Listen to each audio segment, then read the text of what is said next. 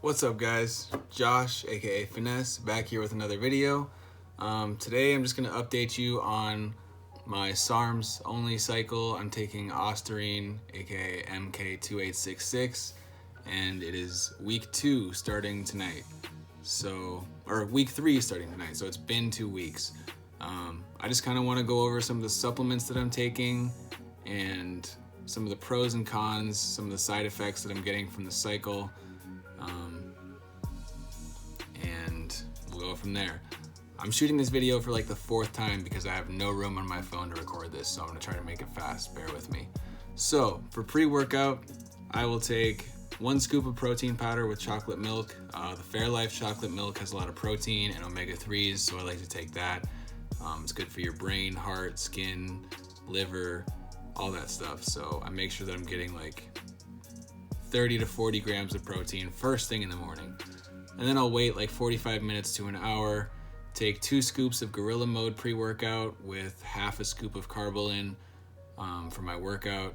And then I'll take the other half of my Carbolin with a spoonful of salt and a little bit of lemon juice right after my workout, because you go through water, sodium, and glucose pretty quick after a workout, so I like to replenish those right away when I get done with a workout.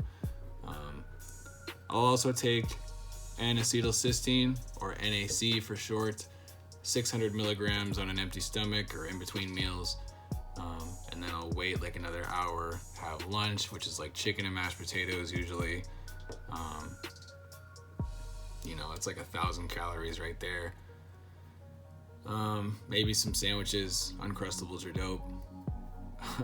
And then if I do work out that day, it's gonna be Ostarine 20 milligrams right after my workout. I don't like to take it before my workouts because I've heard it's not ideal. You ideally want to take it after your workouts, ideally the same time every day. But if I can't get a workout early in the morning, then I will just take it in the morning and then work out later in the day, or if it's my off day, I'll just take it first thing in the morning, usually around 9 or 10 a.m. And for lunch, during that lunch, I'll take like half my supply of daily multivitamins, as well as an extra 100 milligrams of magnesium, because I've just found that it helps my sleep and my mood a lot if I just have that extra magnesium. So I take that 100 milligrams twice a day, once for lunch and once for dinner. And I'll take another 600 milligrams of NAC at, like an hour after lunch or something. And then I'll have dinner later in the day. So that'll be another, the other half of my multivitamin stack, as well as the extra 100 milligrams of magnesium and turmeric curcumin, which is hard to say, but I did it this time.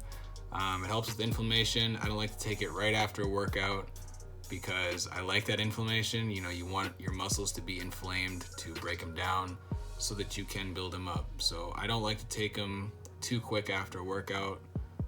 I realize that NAC is an anti-inflammatory, but I don't want to put it all, just stack with anti-inflammatories right after a workout. So I like to spread it out.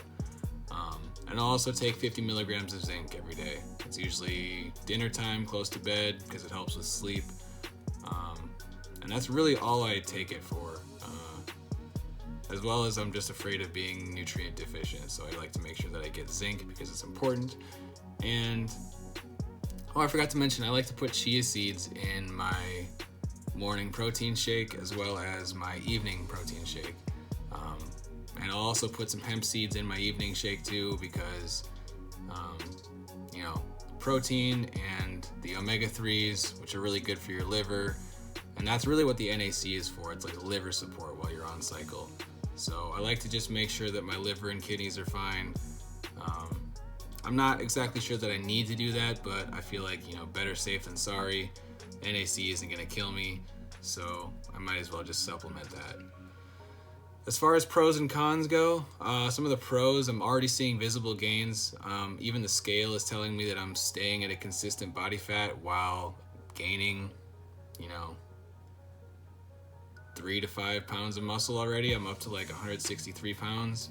On an empty stomach, I weigh myself first thing in the morning. I'm up to 163 pounds, which is 5 up from last time. And the weights are just flying up. Like, I'm hitting PRs like every time I hit the gym. It's amazing. I'm also recovering a lot faster. So if I work out in the morning, I'll get DOMS, delayed onset muscle soreness by the evening, and then the next day I'm totally recovered, ready to go again. So I'm thinking about upping my frequency from 3 or 4 times a week to 5 or 6 times a week, and we'll just kind of see how it goes. I'm going to take it slow. I'll build up to that, but I'm not going to rush anything. Also, my shoulder pain is gone. I've had a bad shoulder for about 5 years, and it's nice to finally see that thing is healing. I have 0 pain in my shoulders now, which is, if there's any benefits to this is like the ultimate one for me, because my shoulder's been fucked up for years, and it's so amazing to finally see that this thing is healing. And I suppose the last pro is my libido is way up. I'm having sex and jerking off like 6 or 7 times a day. Like, it's uncontrollable. I've always heard that that your sex drive goes down on SARMs, but some people also say it goes up. And I know it's only week 2, but I've noticed this right away. Like, I'm just coming all day. And I know it's not the most PG shit ever, but this is a channel for realistic shit. Like, I'm not gonna bullshit you guys. I'm gonna keep it as real as it is, and that's just me. So, moving on, some of the cons. Ostarine tastes like asshole, dude. Definitely mix it with some juice or something. I like to just put some juice in a shot glass, like pineapple juice or like some of that green naked juice. I'll put that in a shot glass, put some Ostarine on top of that bitch, down it, rinse the glass a couple times, throw them back, and I'm done. I don't fuck with the sublingual shit. Nah, it tastes like fucking research chemicals. It tastes like asshole, dude. So I'm not taking Ostarine by itself. I've noticed fatigue throughout the day, like, that groggy feeling that you get first thing in the morning. It kind of just stays that way throughout the day, really. Like, I just kind of feel tired, like I'm dragging my feet all day, which kind of sucks since I own a moving company and I'm working like, 6 days a week usually for like 4 or 5 hours a day. It's not ideal to be tired and fatigued while you're doing all that, plus working out hard. So there's that to consider. As well as I had very minor depression and anxiety for like a day and a half. And I think it was just because of the spike in hormones, like things just changing around so fast. I also got acne, kind of bad for like half a week. But it's gone now, and I don't really struggle with it anymore. It's just like a one-off thing, but something to be aware of. Acne is really fucking annoying, and so is being depressed and anxious.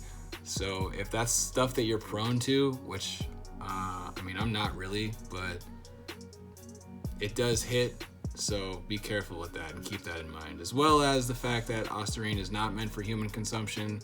I am not a doctor. I do not recommend you take this. I'm simply, sharing my experiences and my story and telling you how my lab rat's doing.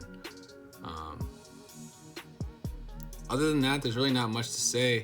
I did get some MK-677 recently, and I'm thinking about starting that tonight. I know it's a SARMs only cycle, but I know MK-677 isn't a SARM, but I could use a higher quality of sleep as well as a boost in appetite. And I suppose having better skin, hair, nails is a bonus too. And I will be making sure that my glucose is in check. I have Slim pills just in case I have like really carb heavy meals. Some glucose disposal agents,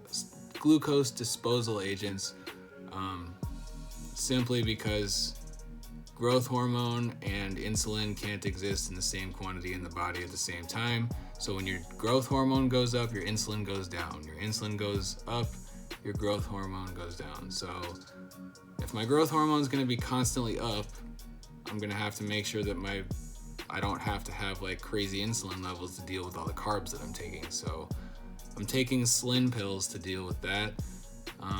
If you go and watch Russo Lifts on YouTube, he talks a little bit about this. I'm not the expert, and neither is he, but he shares his experience on how this stuff works and what he knows about it pharmacologically. And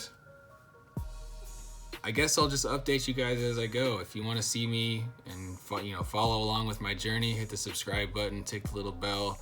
You'll get notified every time I upload a new video. And if you like this content, leave a like. If you have any questions, comments, concerns, critiques, leave them in the comments below, and I'll address some of them in the next video. And I guess other than that, I'll see you on week 3. See you next week, guys. Peace.